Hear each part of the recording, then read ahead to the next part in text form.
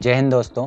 Madhya Pradesh police परीक्षा 10 जनवरी 2022 के shift 1 और शिफ्ट 2 के प्रश्नों पर आज हम एनालाइज करेंगे।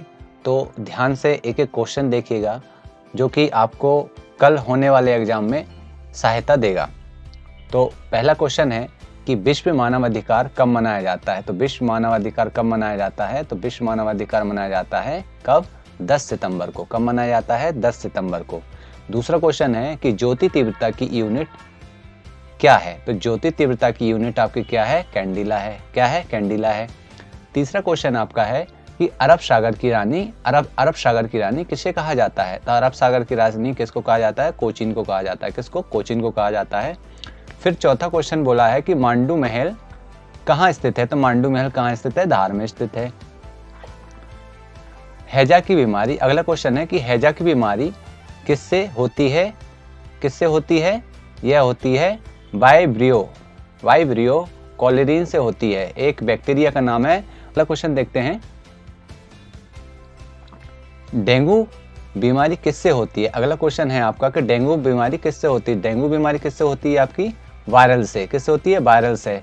एक ये विषैला पदार्थ है जिससे मतलब कुछ खाने से कुछ गलत खा लेते हैं या कोई विषैला पदार्थ अपन खा लेते हैं, उससे डेंगू की बीमारी होती है।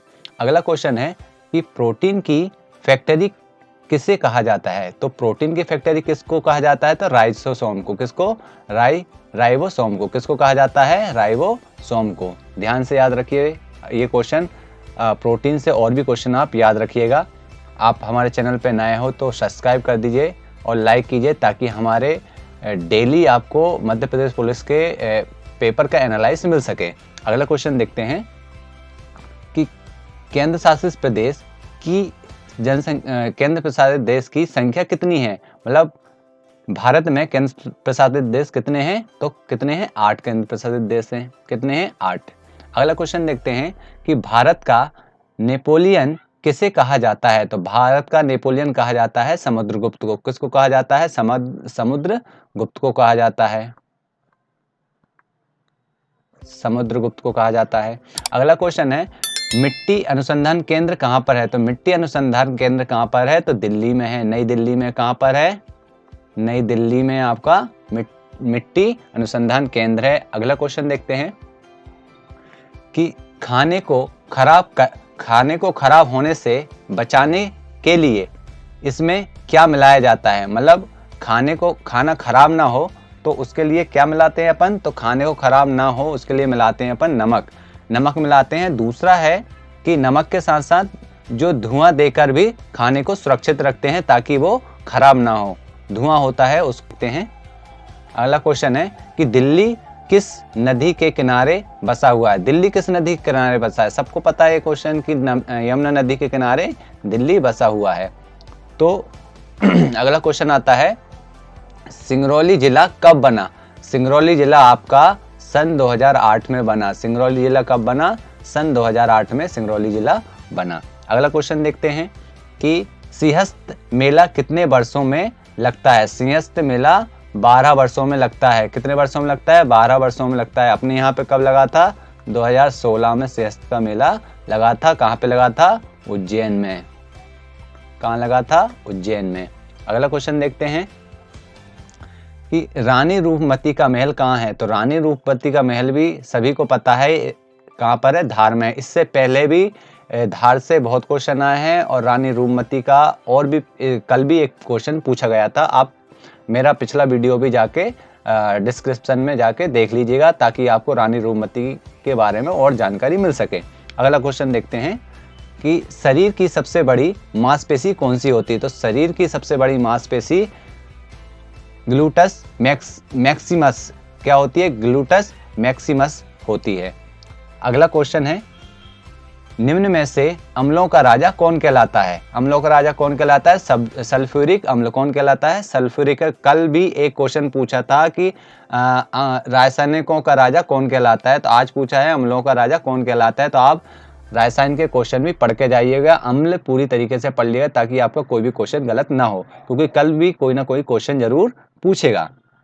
अगला क्वेश्चन देखते हैं, मध्य प्रदेश को पहले किस नाम से जाना जाता है? तो मध्य प्रदेश को पहले मध्य प्रांत के नाम, मध्य प्रांत और बरार के नाम से जाना जाता है। मध्य प्रदेश का जो नीचे वाला क्षेत्र था उसको क्या कहते थे? बरार कहते थे, जो कि आप अगला क्वेश्चन देखते हैं। अगला क्वेश्चन है, मध्य प्रदेश के ग्वालियर के फूलबाग में किसका स्मारक है? मतलब मध्य प्रदेश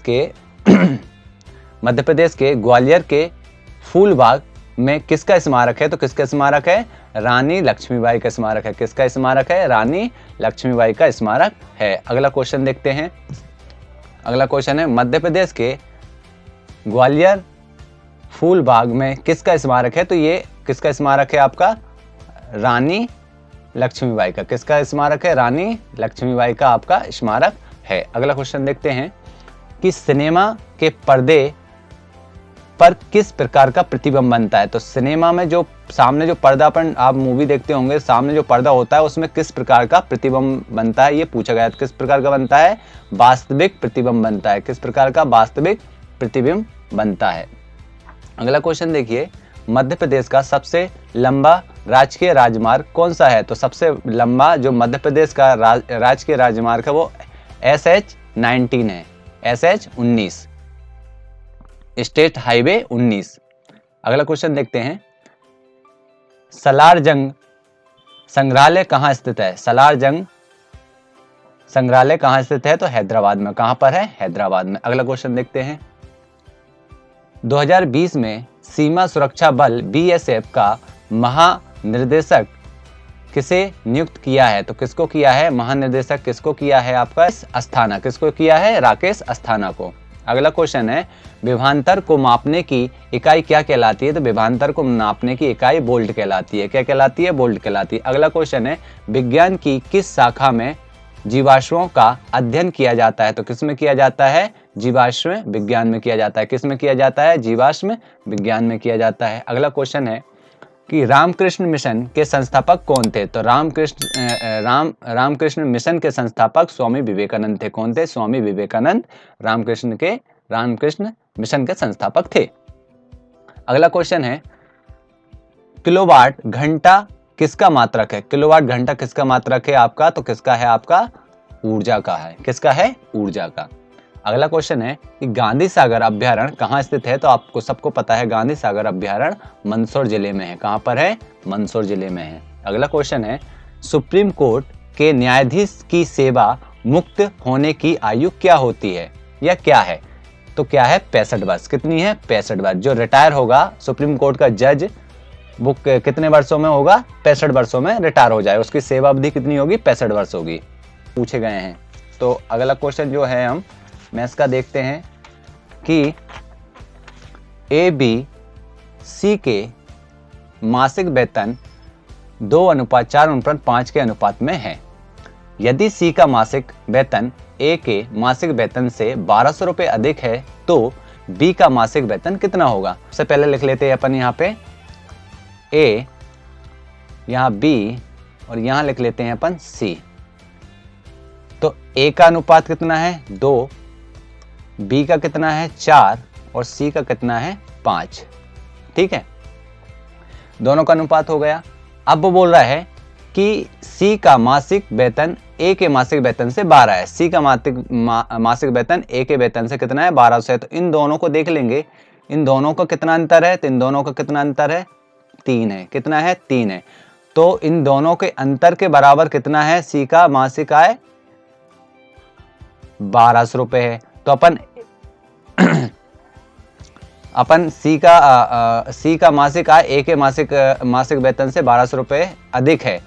तो अपन B का निकालना है। तो यहाँ से अपन एक निकाल लेंगे, एक अनुपात निकाल लेंगे। कितना हो जाएगा? 1200, 3 एकम 3, 3 चौको 12। तो क्या आ जाएगा? 1 बराबर 400 आ जाएगा। तो B का कितना हो जाएगा? B का अनुपात कितना हो जाएगा? कितना है? 4 है। तो अपन 400 का और इसमें इंटू कर देंगे, क्योंकि एक मासिक आय की वैल्यू कितनी है? 400 रुपए है। तो क्या हो जाएगा? B का मासिक आय 1600 रुपए हो जाएगा। कितना हो जाएगा? 16। तो क्या आंसर है आपका? 1600। अगला क्वेश्चन देखते हैं। कि पहली संख्या दूसरी संख्या से 25% अधिक है।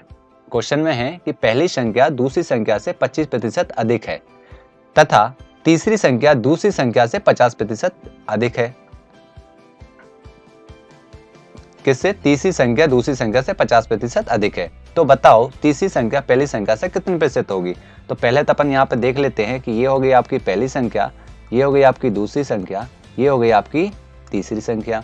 अब वो बोल रहा है कि आपकी कि पहली संख्या दूसरी संख्या से 25% अधिक है। यदि दूसरी संख्या आपकी कितनी 100 होगी, यदि दूसरी संख्या आपकी क्या होगी 100 होगी, तो पहली कितनी होगी 125।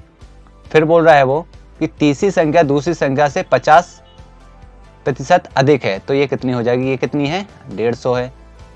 ठीक है, तो बताओ तीसरी संख्या पहली संख्या से कितनी अधिक होगी? तो इनका अनुपात निकाल लेंगे, इसको 25 से काट देंगे तो 25 पंजे 125, 25 चौका 100 और 25 छक्का 150, तो यह आ जाएगा 5:4:6 यह आ जाएगा। अब उसने बोला है तो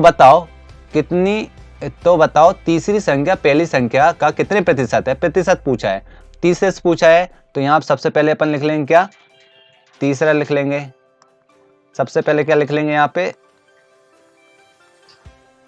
तो अपन यहाँ पे सबसे पहले क्या लिख लेंगे? तीसरी संख्या। तो तीसरी संख्या कितनी निकली अपनी? तीसरी संख्या है आपके कितनी? 6। अब उसने बोला तीसरी संख्या पहली संख्या का कितने परसेंट है? तो परसेंट निकालने के लिए पहली संख्या क्या है इसके नीचे रख देंगे और परसेंट निकालना रहता है क्या? 100 का मल्टीप्लिकेशन करते हैं। 5 को काट देंगे तो 5 दूनी 10, इसका इंटू इसमें हो जाएगा तो कितना है? 6 दूनी 12। तो कितने प्रतिशत ज्यादा है? 120% ज्यादा है। कितने प्रतिशत? 120% ज्यादा है। फिर अगला क्वेश्चन देखते हैं कि क्या बोला है। अगला क्वेश्चन देखते हैं कि सुरेश तथा मुकेश की आयु का अनुपात कितना है? 7:4 है। सुरेश की आयु मुकेश की आयु से 18 वर्ष अधिक है, तो मुकेश की आयु कितनी होगी? तो यहाँ पे सबसे पहले लिख लेते हैं अपन सुरेश की आयु। यहाँ लिख लेते हैं सुरेश और यहाँ लिख लेते हैं मुकेश। सुरेश को एस से डिनोट कर दिया और मुकेश को एम से कर दिया। तो सुरेश का कितना अनुपात है? 7 है और मुकेश का कितना है? मुकेश का कितना है? आपका 4 है। कितना है? 4 है। ठीक है, तो सुरेश की आयु मुकेश की आयु से 18 वर्ष अधिक है। तो सुरेश की आयु मुकेश की आयु से कितने वर्ष है? देखिए इन तीनों का अंतर कितना है आपका? सबसे पहले इन तीनों का अंतर निकाल लेना। तीनों का अंतर कितना है? 3 है। तो 3 बराबर कितना दिया है उसने? 18 वर्ष दिया है। तो 3 से काट दो, 3 कम 3 3 18, मतलब 1 वर्ष बराबर कितना आ गया? 6। तो फिर उसने बोला है क्या है कि तो यहाँ पे देखो तो मुकेश की आयु क्या होगी? तो मुकेश की आयु पूछी, तो मुकेश की आयु यहाँ पे क्या है? मुकेश की आयु आपकी क्या है? मुकेश क्या है? 4 अनुपात में है, तो मुकेश में 4 का 6 में इंटू कर देंगे, कितना है? 6 चौको 24। कितना आ गया? 24। तो मुकेश की आयु कितनी हो गई? 24 वर्ष हो गई। कितनी हो गई? 24 वर्ष। Thank you. आप हमारे चैनल को लाइक करें, सब्सक्राइब करें।